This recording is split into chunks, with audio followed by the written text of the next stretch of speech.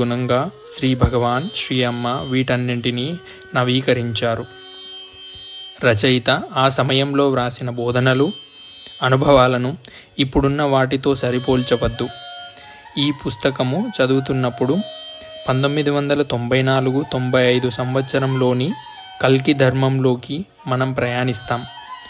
Doctor Kommuri Venugopala Rao గారి ఆధ్యాత్మిక అన్వేషణ, కల్కి ధర్మము పరిచయంతో, అంతరంగంలో శ్రీ భగవాన్ ఆవిర్భావంతో ఒక మహోన్నత స్థితిని అనుభవించారు.